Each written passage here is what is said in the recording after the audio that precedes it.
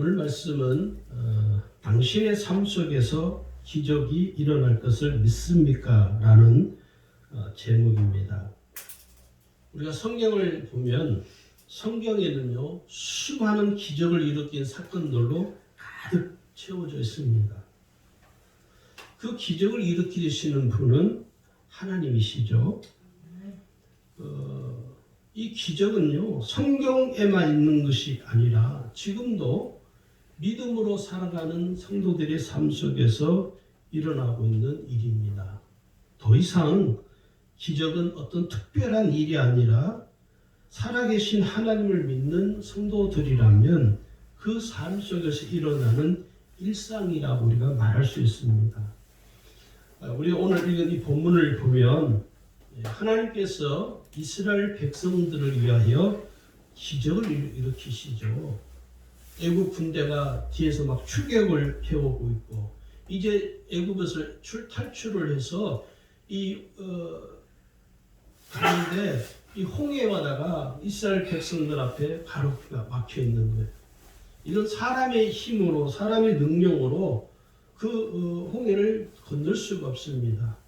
지금 시대 같으면 뭐 항공모함 이런 게 있으니까 그나마 가지만은 그 시대에 무슨 배가 뭐 엄청나게 큰 배가 있는 것도 아니고 그 짧은 시간에 배를 동원할 수 있는 문제도 아니고 이제 이스라엘 백성들은 뒤에서 쫓아오는 추격해 오는 애국 군대에 의해서 이제 다 몰살을 당할 위기에 놓여 있죠.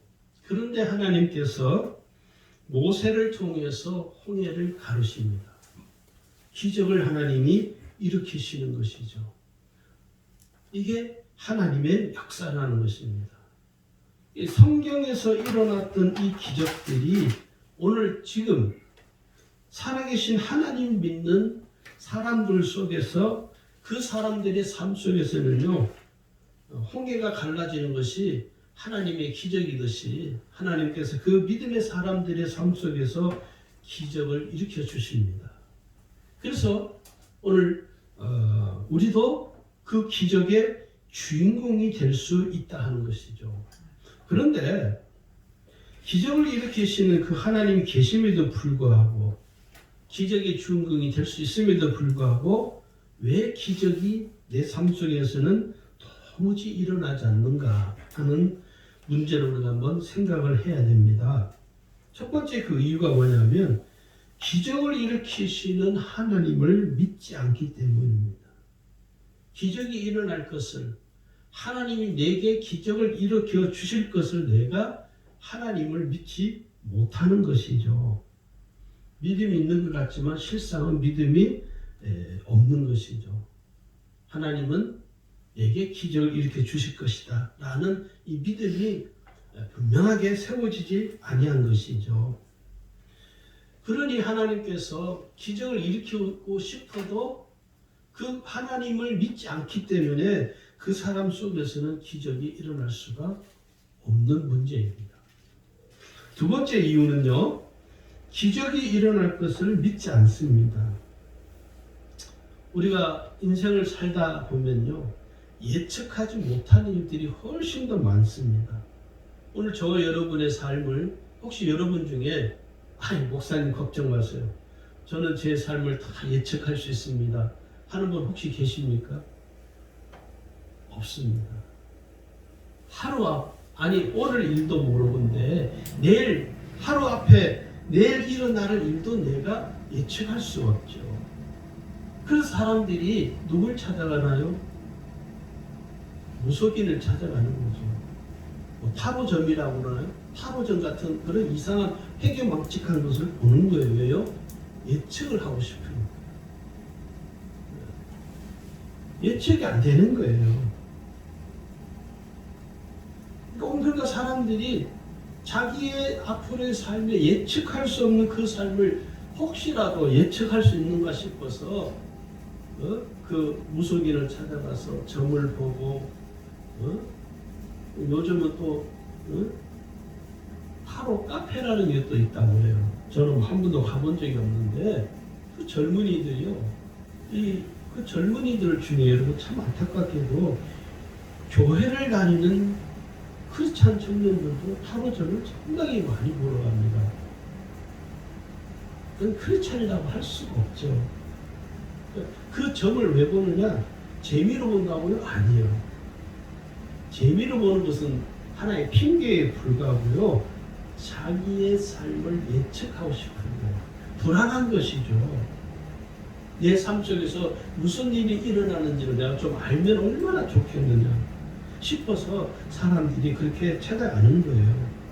어떤 문제가 있을 때 그 문제를 해결하기 위해서 반드시 필요한 게 뭐냐면 믿음이 필요한데 믿음이 없는 것이죠. 애당초에 내가 그 문제를 믿음으로 바라보고 믿음으로 생각을 해야 되는데 그렇지 못하다는 거예요. 그래서 예측하지 못한 내 삶의 문제에 대처할 때 우리가 어떻게 해야 되느냐? 뭐 타로점을 보고 눈을 찾아가는 것이 아니라 믿음으로 대처해야 된다. 인간의 노력이나 수고로 해결한다고 해결될 수 있을까요? 될 수 없습니다. 우리가 분명하게 알고 깨달을 할 것이 뭐냐? 인간의 이성적인 생각과 판단만으로는 근본적으로 내 삶의 문제를 해결할 수가 없고요. 어떤 기적도 일어날 수 없다는 사실입니다.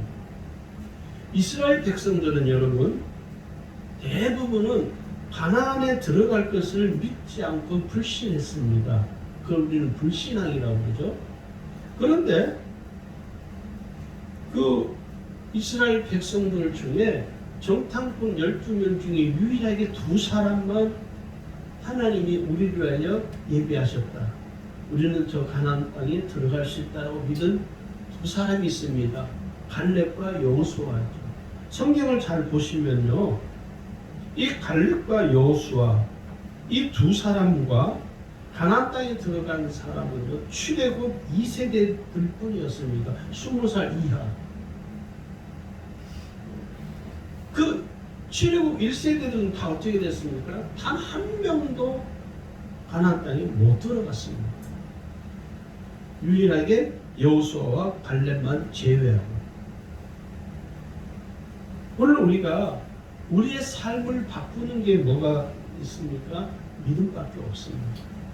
오늘 저와 여러분의 삶을 바꾸는 수 있는 능력이 무엇입니까? 믿음이에요. 믿음. 그 다음에 세 번째는요. 기도의 능력을 믿지 않기 때문입니다. 우리의 삶 속에 더 이상 기적이 일어나지 않는 이유는요. 기도의 능력을 믿지 않는다는 것입니다. 그래서 점점 사람들이 시대가 가면 갈수록 사는 것은 부유해지고 사는 것은 여유로워지고 사는 것은 상당히 레벨이 올라가는 반면에 하나님께 기도하는 일은 점점 사라져간다는 거예요. 소멸되어져 간다는 것이죠. 그 무엇을 입증하느냐면 오늘날 성도들이 기도는 내 모든 삶의 문제를 해결할 수 있는 영적인 능력이 있다는 사실을 믿지 않는다는 반증입니다. 그래서 기도하는 사람들이 점점 소멸되어져 가는 것이죠. 기도하는 사람이 하는 사람을 찾아볼 수 없다는 거예요. 우리가 기도하면 기적이 일어나지만 기도하지 않으면 기적이 일어나지 않습니다. 기적이 일어날 것을 믿고 내가 믿음으로 간구해야 됩니다. 여러분 요나가 하나님 말씀을 어기고 다시스로 가는 배를 타고 가다가 결국은 풍랑을 만나고 선원들에 의해서 바닷물에 던져지죠. 그리고 물고기 뱃속에 물고기 밥이 됩니다. 그 요나가 그 물고기 뱃속에서 뭐 했습니까? 하나님께 기도했습니다. 지금 내 이 문제, 내가 지금 이제 이 물고기 뱃속에 갇혀서 물고기 밥이 되어서 이제 죽게 되었는데 내가 할 수 있는 것은 살아계신 하나님께 간구하는 것이다. 그는 물고기 뱃속에서 3일을 밤낮으로 기도했겠죠. 결국 하나님이 그 생명을 요나를 하나님이 살려주시죠. 기적이 일어난 것이죠. 여러분 한번 생각해 보세요. 여러분 생각 한번 해보세요.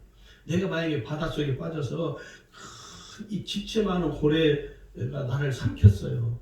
근데 내가 하나님께 기도해서 하나님 3일 만에 나를 그 고래 뱃속에서 나를 토해내게 하셔서 나를 살려주셨어요. 이게 기적이죠. 그 기적이 일어나는 것이 뭡니까? 기도의 능력이라는 거예요. 아멘. 오늘 우리가 살아계신 하나님께 기도하지 않는 것은 불신앙입니다. 지금 시대가 다 그런 것 같아요. 이 코로나 때문이 아니라요. 코로나로 인해서 사람들이 기도하는 것을 지금 다 멈추어 버렸습니다. 기도하는 것을 지금 다 멈추어 있어요. 그래서 코로나 때문이 아니라 코로나로 인한 성도들의 신앙이 어떤가를 이제 알 수 있는 거예요. 코로나 핑계 대지만 결국은 뭡니까? 근본적으로 내 속에 뭐가 없었냐면 기도의 능력을 믿는 믿음이 없었던 거예요. 이게 오늘 우리의 문제입니다. 그래서 우리가 코로나를 통해서 나의 진짜 모습을 보게 돼요. 사실은 얼마나 부끄럽고 얼마나 추합니까? 저는 이 코로나를 통해서 뭐를 보게 되냐면 한국 교회의 추한 모습들을 보면서 마음이 너무 아픈 거예요. 한국 교회 그리스도인들의 추한 신앙을 보면서 너무 가슴이 아픈 거예요. 우리는 다 핑계대잖아요. 코로나 때문이라. 아니요. 저는 그렇게 보지 않습니다. 1년이 넘게 지금 이게 계속 진행이 되는데 그런 마음이 들어요. 하나님은 왜 이 코로나를 이렇게 오랫동안 하나님은 마치 방치하는 것처럼 왜 우리의 기도에 하나님은 응답해 주지 않는 걸까? 우리는 빨리 이 코로나가 종식되기를 원하는데 여전히 코로나는 계속 기승을 부리죠. 그러면서 우리 속에 언제부터인가 이 코로나를 핑계대면서 우리의 신앙마저도 다 손을 놓아버렸습니다. 이게 참 큰 서글픔이죠. 그래서 이 코로나를 통해서 저는 조심스럽게 제가 말씀드릴 수 있는 것은 참된 그리스도인과 가짜 그리스도인이 이제 뚜렷하게 나뉘어지는 것 같아요. 교회 안에도 진짜 성도와 가짜 성도가 이렇게 그 물 갈라지듯이 쫙 갈라지는 그런 느낌을 제가 받아요. 오늘 우리가 살아계신 하나님을 향하여 하나님 내 기도를 들어주세요. 내가 지금 이러한 문제로 인해서 마음에 고통이 있으니 하나님 내 마음의 고통을 아시니 하나님 나를 치료해 주세요. 하나님 내게 은혜를 베풀어 주세요. 우리가 기도해야 합니다. 기도하지 않는다는 것은 하나님을 신뢰하지 않기 때문에 그런 것이죠. 네 번째는요. 인간적인 노력과 수고로 해결하기 때문입니다. 우리가 어떤 문제를 만나게 되면 하나님의 도우심을 받기보다는요. 자신이 노력하고 수고하려고 합니다. 뭐 그런 거를 기도합니까, 목사님? 기도하는 것보다 빨리빨리 내가 일을 하는 게 빠르죠. 내가 뭔가를 수습하려고 애를 써야죠. 기도하는 게 뭐 그렇게 중요합니까? 대부분 성도들이 그렇게 공격을 해옵니다. 그래서 목사가 신방을 가서 어려움을 당한 성도들에게 이렇게 권면을 하죠. 집사님 기도해 봅시다. 그러면 성도들이 그 말을 좋아하나요? 아니요. 별로 안 좋아해요. 목사님 고작 우리한테 해준다는 말이 기도해 봅시다. 그겁니까? 그리고 성도들이 실망을 해요. 그런데 아셔야 됩니다, 여러분. 그게 진짜이기 때문에 그렇습니다. 그게 하나님을 도움을 받기 위한 첫 번째 우리의 신앙이기 때문에 그래요. 목사가 할 말이 없어서 기도합시다. 그러는 게 아니에요. 기도 외에는 어떤 기적도 일어날 수 없다는 사실을 너무 잘 알기 때문에 일단 기대해 봅시다 라고 권면을 해드리는 거예요. 인간의 노력과 수고가 필요하지만 그 인간의 노력과 의지만으로는 문제를 해결할 수 없습니다. 문제보다 더 크신 하나님의 도우심을 우리가 받아야 하는 것이죠. 베드로가요, 자기 노력과 자기 수고로 수고를 통해서 생겨난 결과물이 있습니다. 예수님이 십자가에 죽으실 것을 제자들에게 말하고, 제자들에게 이제 쉽게 말하면 제자들에게 예수님의 죽음을 알리는 거, 예고하는 거예요. 그런데 그 이야기를 듣고 베드로가 자기의 노력과 수고가 이제 나오는 거예요. 아, 주님, 그런 일은 있을 수가 없습니다. 내가 그런 일이 일어나는 것을 내가 그대로 묵과할 수 없습니다. 라고 막 혈기를 부리죠. 그런데 예수님은 그 베드로에게 뭐라 합니까? 내가 오늘 닭 울기 전에 3번 나를 모른다고 부인하리라. 예수님이 가르쳐 주셨어요. 예고를 해줬어요. 그런데도 불구하고 그럴 수 없다고. 그런 일은 절대로 일어날 수 없다라고 혼장담을 하죠. 이게 뭡니까? 자기 수고와 자기 노력이죠. 그걸 우리는 자기 열심이라고 말하는 것입니다. 내 열심만 가지고 사라지는 게 아니거든요. 온전한 신앙생활은요, 내 열심을 가지고 인간의 노력이나 수고로만 되는 것이 아니라 살아계신 하나님을 내가 온전히 믿고 의지하는 신앙으로 가능한 것입니다. 그래서 우리가 기도하는 것이고, 그래서 우리가 하나님의 말씀을 의지하는 것이고, 그래서 우리가 하나님께 부르짖는 것입니다. 내 노력이나 수고가 내 신앙을 견고하게 할 수는 없습니다. 그래서 오늘 우리의 삶 속에서요, 기적을 우리가 경험하고 체험하려면 그 기적을 일으키는 영적인 원리 5가지가 있습니다. 첫 번째 원리는 뭐냐면 말씀대로 이루어지는 말씀의 원리입니다. 하나님께서 말씀하신 대로 다 이루어집니다. 할렐루야. 여러분, 우리가 믿음으로 사는 게 뭐냐면 하나님이 말씀하신 그 말씀을 믿으니까 내 삶 속에서 역사가 일어나는 거예요. 하나님은 하나님께서 말씀하신 그대로 하나님 지금 우리를 통해서 이루어가고 계시는 거예요. 이 세상의 모든 역사는요, 하나님께서 말씀하신 대로 운행되어지는 것입니다. 그러므로 기적은 뭐냐? 하나님께서 말씀하시는 대로 이루어지는 것, 그것이 기적이에요. 누가복음 1장 37절에 이렇게 말씀해놨습니다. 대저 하나님의 모든 말씀을 능하지 못하심이 없느니라. 하나님의 말씀은 능치 못할 일이 없다는 거예요. 예수님이 사람들이요, 예수님께 귀신 들린 자를 많이 데리고 와요. 마태복음 8장에 보면 귀신 들린 자들을 예수님께 많이 데리고 와요. 그런데 거기 성경에 뭐라고 이렇게 기록이 되어 있어요. 8장 16절에 보면요, 저물매 사람들이 귀신 들린 자를 많이 데리고 예수께 오거늘 예수께서 말씀으로 귀신들을 쫓아내시고 병든 자를 다 고치십니다. 예수님이 귀신을 쫓아내고 병든 자를 고치는 것이 뭡니까? 말씀으로 쫓아냈다는 거예요. 말씀으로 치유하셨다는 거예요. 하나님의 말씀은 하나님께서 말씀하신 그대로 이루어집니다. 우리가 왜 성경을 잘 읽어야 되는 거 아십니까?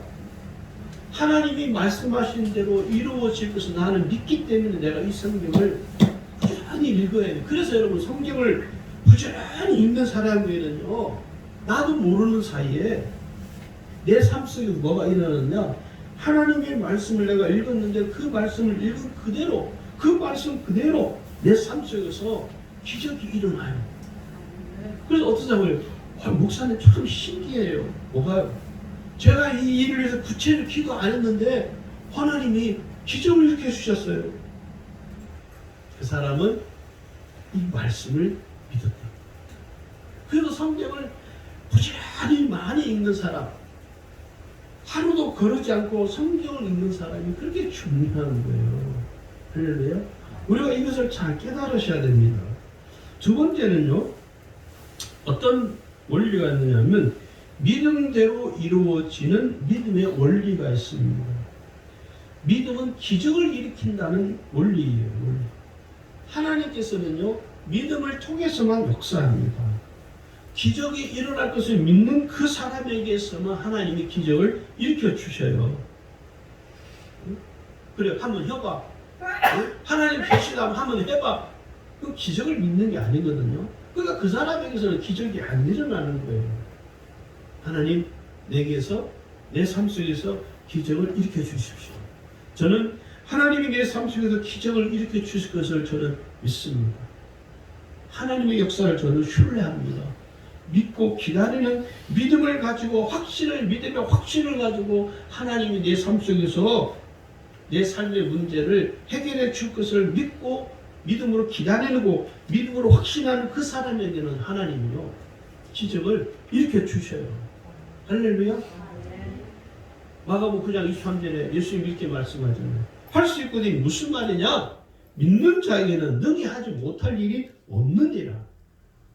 예수님 또 말씀하셨습니다. 마가복음 11장 24절에서 무엇이든지 기도하고 구하는 것은 받은 줄을 믿어라. 그리하면 너에게 그대로 되리라. 다 무슨 이야기합니까? 지금 믿음을 이야기하는 거예요. 내가 기도할 때 믿고 구하는 거예요.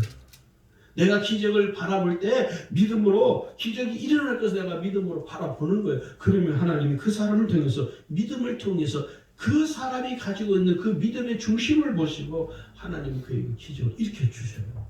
할렐루야.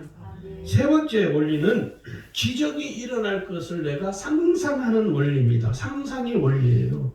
내 삶 속에서 반드시 기적이 일어날 것이라는 믿음의 생각을 품는 것입니다. 그리고 그 믿음을 생각을 통해서 상상하는 거예요. 생각으로. 헛된 망상이 아니에요. 여러분. 믿음으로 내가 생각을 확장시켜 나가는 것입니다. 믿음으로 생각하고 그 믿음의 상상력이 더 확장되어져 가는 거예요. 갈렙과 여호수아가요, 그 정탐꾼 12명과 함께 가나안 땅을 구석구석을 다 정탐하고 난 후에 뭐가 생긴지 아십니까? 확신이 생겼어요. 더 강력한 확신이 생겼어요. 이야, 하나님이 우리가 이 땅을 예비하셨다. 하나님 우리에게 이 땅을 주셨다. 그 상상력, 믿음의 생각이 더 확장되어져 가는 것이죠. 그리고 그들은 정탐을 하고 난 이후에 믿음이 오히려 더 커졌습니다. 믿음이 더 강력해진 사람이 되었어요. 제가 이런 말을 써봤습니다. 믿음은 거룩한 상상력이다. 또한 믿음은 거룩한 생각이 현실로 이루어지는 것이며, 그러므로 믿음으로 상상하라. 현실로 이루어질 것을 상상하라. 믿음은 상상하는 대로 이루어진다. 믿음은 내가 생각하는 대로 이루어지는 거예요. 할렐루야. 그래서 믿음이 없는 생각하는 것은 망상이지만 믿음으로 내가 생각하고 믿음으로 그 생각을 계속 확장시키는 거예요. 이게 뭐예요? 믿음의 극대화라는 것입니다. 생각이 그렇게 중요한 거예요. 엉뚱한 이상한 생각하지 말고 믿음으로 생각하라고. 믿음으로 생각하고 믿음으로 바라보고 믿음으로 이 상상력을 확장시켜 가면요, 내 삶에 이 뭐가 생기냐? 내 삶 속에 내가 나도 모르는 사이에 이 자존감이 확 올라가요. 자존감이 낮은 사람들이 뭐가 안 되는지 아십니까? 믿음의 상상력이 안 생겨요. 그러나 자존감이 높은 사람은요, 믿음의 상상력이 커져요. 왜냐면 낮은 자존감을 가진 사람은 상상력이 확장이 안 되는 이유가 무슨 생각을 하다가 어떤 생각이 확 또 들어오는 줄 아십니까? 아휴, 자기의 지금 현재 모습을 보니까 아휴, 내 꼬라지에 내가 뭘 하겠어. 그러다가 생각을 접어버리는 거예요. 지금 현실에서 보여지는 자기의 모습을 보면서 그래 맞아. 아유 내가 뭘 하겠어. 누가 말이 중요한 누구의 말에 의해서 그 사람이 좌절되는 게 아니에요. 그건 핑계고요. 실제로는 그 사람 속에 자존감이 땅바닥에 떨어지는 낮은 자존감이 결국은 이 믿음의 생각, 믿음의 상상력을 확장시키지 못하게 붙들고 있는 거예요. 그러나 낮은 자존감이 회복되는 믿음의 사람은요. 지금의 내 모습과 지금의 내 현재의 모습은 생각하지 않아요. 하나님이 반드시 나를 축복하실 거야. 하나님이 나를 반드시 쓰실 거야. 제가 목사가 되기 전에, 목사 안수 받기 전에 신학교 다니면서 한 번의 고비가 있었어요. 그때가 2학년제 막 올라가는 시점인데 등록금이 없었어요. 등록금이 뭐 1, 20만 원 하는 거예요. 그때 뭐 한 300만 원 가까이 하니까 한 번에 300만 원 어디서 마련합니까? 그래서 내가 그냥 하나님 뜻이 아닌갑다. 내가 그냥 목사가 되려고 하는 건가? 그때가 저에게 큰 시험들 신학교에 가서 이건 어떻게 하지? 학교를 휴학을 해야 되나? 포기해야 되나? 그래서 학교를 휴학을 할 마음을 제가 갖고 있었어요. 우리 가족도 아무한테도 이야기도 하지 않은 혼자서 1년 휴학을 해야지. 1년 늦게 한다고 뭐 하나님 뭐 그런 것도 아닙니다. 그렇게 이 생각을 했는데 저희 학과에 지도 교수님이 전화가 왔어요. 박훈 왜 등록 안 하고 있는 거야? 누군가 이제 제 동기한테 그 이야기를 들은 거예요. 같이 공부하는 우리 걔가 가가지고 교수님 형님이 학교 휴학한다고 그런다고. 그러니까 교수가 나동강 교수님이신데 지금도 그 경성대에 계셔요. 그분이 전화 오셔가지고 왜 등록 안 하냐고 막 야단을 치시는 거예요. 내가 가등록 해놨으니까 사실 휴학 그 등록 기간이 지났어요. 저는 이제 가서 휴학 처리하려고 그러는데 내가 가등록 해놨으니까 빨리 와서 등록해라. 그분이 저를 위해서 50만 원, 30만 원을 가등록을 해놓으셨어요. 그때 제가 눈물을 흘리면서 하나님은 그 교수님을 통해서 내게 은혜를 베푸시구나. 지금도 그 교수님, 제가 만난 교수들, 신학 교수님들 중에 가장 잊혀지지 않는 그분이 아니었다면 제가 아마 목회를 안 했을지도 모릅니다. 휴학한다고 하다 보면요, 이게 또 생각이 바뀌거든요. 생각이라는 게 얼마나 중요한가. 오늘 하나님은 내 생각이 어떤 생각을 갖고 있냐에 따라서 하나님이 역사하십니다. 여러분 꼭 기억하셔야 돼요. 하나님은 여러분이 어떤 생각을 갖고 있는 것을 너무 잘 아십니다. 사람은 모르죠. 그죠? 사람은요, 내가 어떤 생각을 갖고 있는지 잘 모릅니다. 표현하지 않으면. 그런데 여러분 아셔야 돼요. 하나님은 내 생각이 어떤 생각으로 충만해 있는지, 어떤 생각으로 가득해 있는지를 하나님은 나보다도 더 잘 아십니다. 자, 그 다음에 네 번째 원리는 뭐냐면, 바라는 대로 이루어지는 바라봄의 원리입니다. 다른 말로 믿음으로 바라보는 법칙이라고 그러는데요. 이 믿음은 바라는 것이 현실로 응답되어지는 거예요. 그래서 믿음으로 바라보는 것이죠. 믿음으로 바라보고 있으면 하나님이 직접 개입하셔서 하나님이 섭리하심으로 하나님이 역사해 주십니다. 그래서 내가 믿음으로 끝까지 바라보는 거예요. 내가 믿음으로 어떤 그 문제를 바라보는 것을 놓치지 않도록 우리가 조심을 해야 됩니다. 오늘 성경 우리에게 이렇게 말씀해 주셨습니다. 이 말씀이 사실은 답이에요. 히브리 11장을 여러분 같이 좀 찾아서 보겠습니다.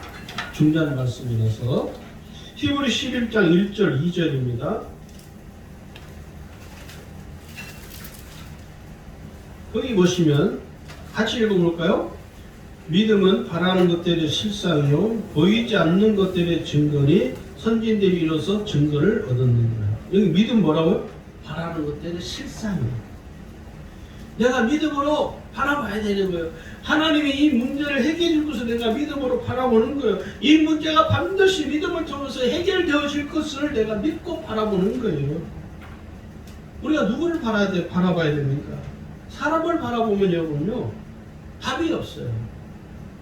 믿음으로 주님을 바라봐야 돼요. 예수님을 바라봐요. 못하실 것이 없으신 우리의 구주이신 그 예수님을 바라봐야 돼요. 왜? 예수님에게는 불가능한 것이 없습니다. 히브리 12장이죠. 2장을 보세요. 2절에 보면 믿음의 주요 또 온전하게 하시는 인 예수를 바라보자. 예수님 우리의 믿음의 주가 되시잖아요. 그 주님을 바라보는 거예요. 믿음으로 끝까지 바라보는 거예요. 내가 믿음으로 바라보면 하나님이 믿음을 포기하지 않고 믿음으로 바라보는 내 삶 속에서 하나님이 기적을 일으켜 주십니다. 할렐루야. 다섯 번째는요, 말하는 대로 이루어지는 선포의 원리가 있습니다. 이게 무슨 말이냐면 말에는 여러분 생명력이 있습니다. 사람이 무슨 말을 하든지 그 말로 인해서 삶이 결정되어지는 것이에요. 그래서 내가 하는 말들을 여러분 무심코 내뱉으면 안 돼요. 그 말이 없어지지 않습니다. 내가 한번 내뱉은 말들은요 사라지지 않는 거예요. 내 삶의 걸음이 되는 거예요. 내가 어떤 말을 하든지, 내가 악한 말을 하든지 선한 말을 하든지 그 모든 말들이 내 삶의 걸음이 되어 쌓여 있습니다. 그래서 내 삶 속에 그 말이 내 삶의 열매로 내게 돌아옵니다. 그 열매로 내게 돌아올 때는요, 그 열매가 악한 열매가 되기도 하고 선한 열매가 되어서 돌아옵니다. 우리 그것을 놓치지 말아야 돼요. 사람의 말에는 생명력이 있어서 내가 무슨 말을 하든지 악한 말을 하잖아요. 그 악한 말이 다른 사람, 듣는 사람의 마음에 비수를 꽂기도 하지만 그 악한 말이 내게 돌아온다는 것을 아셔야 돼요. 그래서 여러분 남을 비난하지 마세요. 당신도 비난받습니다. 다른 사람을 정죄하지 마세요. 당신도 정죄를 받습니다. 이걸 아셔야 돼요. 그래서 말에 조심하셔야 돼요. 코로나 때문에 얼마나 많은 사람들이 악한 말을 쏟아내는 줄 아십니까? 기억하셔야 돼요. 당신이 쏟아냈던 그 악한 말들이 당신에게 다시 돌아온다는 사실을 우리가 꼭 기억하셔야 돼요. 우리가 문제가 생겼을 때 그 문제가 해결될 것을 계속해서 생각하면서 믿음으로 선포하는 거예요. 믿음으로 말하는 거예요. 우리가 기도할 때 우리가 하는 이 기도가 뭐죠? 믿음의 말이에요. 그래서 우리가 평상시 일상생활 속에서 말을 할 때 기도하는 것처럼 말을 하세요. 그러면 남을 함부로 정죄하지 않습니다. 남에게 악한 말을 쏟아내지 않습니다. 남을 비난하지 않습니다. 내가 기도하는 것처럼 말하면요. 할렐루야. 여러분이 이해가 되시나요? 내가 기도하는 것처럼 말을 해보세요. 그러면 하나님이 내 삶 속에서 내가 말하는 대로 하나님이 내 삶 속에서 기적을 일으켜 주셔요. 우리가 기도할 때 어떻게 누구의 이름으로 기도합니까? 예수 이름으로 기도합니다. 여러분이 모든 말하는 것이 예수의 이름으로 말을 한번 해보세요. 그 말에 신중함이 생깁니다. 내가 지금 하는 말 끝에 내가 지금 하는 이 말은 주의 이름으로 말합니다. 한번 그런 심정을 가지고 사람들과 말을 해보세요. 말이 신중해져요. 다른 사람을 정죄하지 못합니다. 예수님의 이름으로 내가 말을 하고 예수님의 이름으로 선포하고 예수님의 이름으로 기도하는 거예요. 이 모든 것들이 뭡니까? 무슨 원리냐? 말하는 대로 이루어진다는 선포의 원리예요. 원리. 여기 마가복음 11장 23절에 말씀하기를 내가 진실로 너희에게 이르노니 누구든지 이 산더러 들려 바다에 던져지라 하며 그 말하는 것이 이루어질 줄 믿고 마음에 의심하지 아니하면 그대로 되리라. 할렐루야. 그대로 된다는 거예요. 그대로. 그 다음에 세 번째는 기적을 일으키는 네 가지 원리가 있습니다. 비슷한 이어지는 말씀이기도 합니다만은 약간 좀 내용이 다른데요. 기적이란 뭐냐? 사람의 능력으로 할 수 없는 것을 하나님이 직접 일으키는 것이 기적이죠. 그래서 이 네 가지 원리를 좀 말하는 대로 이루어지는 선포의 원리 안에서 이거를 조금 더 풀어서 설명을 하는 거라고 생각하시면 돼요. 첫 번째는요. 시인하라는 것입니다. 시인하는 것입니다. 내가 입으로 믿음으로 시인하는 거예요. 내가 입으로 시인하는 것이죠. 기적이 일어납니다. 걱정 마. 하나님은 내 기도 들으실 거야. 걱정 마. 이게 뭐 시인하는 거예요. 하나님 내 기도 들고 저는 믿습니다. 내가 시인하는 거예요. 마태복음 13장 32절에 말씀하기를 누구든지 사람 앞에서 나를 시인하면 나도 하늘에 계신 내 아버지 앞에서 저를 시인할 것이요. 누가복음 12장 8절에 가면요. 누구든지 사람 앞에서 나를 시인하면 인자도 하나님의 사자들 앞에서 저를 시인할 것이요. 시인하는 것이요. 시인. 하나님이 지금 내 기도를 들으십니다. 지금 하나님은 내 문제를 그대로 내버려두지 않습니다. 하나님이 해결해 주실 것입니다. 내게 하나님 기적을 일으켜 주실 것입니다. 내가 입으로 계속 시인하는 거예요. 남들이 볼 때는 정신 나간 사람이라고 그렇게 생각할 수도 있어요. 그건 사람의 생각이죠. 하나님 보시기로 다르다는 것이죠. 두 번째는요, 고백하라는 것입니다. 고백은 뭡니까? 그 사람의 믿음의 구체적인 믿음의 행동이죠. 고백하는 거예요. 주님 믿습니다. 주님 내게 역사하실 것을 나는 믿습니다. 나는 주님을 기다립니다. 주님은 나의 주님이십니다. 나는 주님을 사랑합니다. 주님을 나는 믿습니다. 내 믿음을 고백하는 거예요. 베드로가 고백하잖아요. 주는 그리스도시요 살아계신 하나님의 아들이십니다. 우리가 고백하는 거예요. 주는 나의 하나님이십니다. 주님은 나의 기도에 응답을 주고서 나는 믿습니다. 내가 계속 고백하는. 그리고 세 번째는 선포하는 거예요. 우리가 선포할 때 그냥 선포하는 것이 아니라 예수 이름으로 선포하는 것이죠. 그리고 사람들에게 선포해요. 집사님 제가요 이제 달라질 거예요. 제가 이제 이렇게 할 거예요. 사람들 앞에 나를 공개해버리는 거예요. 선포는 뭐냐? 공개하는 거예요. 공개해버리는 거 선포하는 거예요. 자기의 연약한 부분을 고치려면 수정하려면 어떻게 해요? 많은 사람들 앞에 자기의 약함을 드러내버려요. 아유, 성도들 앞에 제가요, 이제 이렇게 할 겁니다. 제가 이렇게 못했는데 제가 이렇게 하려고 그래요. 저를 위해서 기도해 주세요. 그럼 많은 사람들 앞에 뭘 선포해버렸잖아요. 그 사람들 앞에 나를 공개시켜버린 거예요. 그러면요, 하나님이 그걸 들으시고 내가 그 연약한 부분에서 내 버릇, 내 습관이 고쳐지지 않는 것에서 하나님이 헤어나올 수 있도록 내게 은혜를 베푸셔요. 그래서 신앙 공동체가 그렇게 중요한 거예요. 신앙 공동체가 그렇게 중요한 거예요. 나의 연약함을 공동체 앞에, 사람들 앞에, 성도들 앞에서 나의 연약함을 드러내는 거예요. 내가 이걸 고치기를 원합니다. 그리고 성도들이 그걸 위해서 기도해주고 내가 또 그 잘못된 습관을 고치는 역사가 내게서 일어나는 거예요. 할렐루야. 마지막으로는요, 명령하는 것입니다. 우리가 명령을 누구의 이름으로 합니까? 예수 이름으로 합니다. 예수님의 이름으로 명령하면 어떤 문제도 해결되어지고 어떤 질병도 치유되어집니다. 예수님의 이름은요, 영적인 권세가 있으신 거룩하신 이름이죠.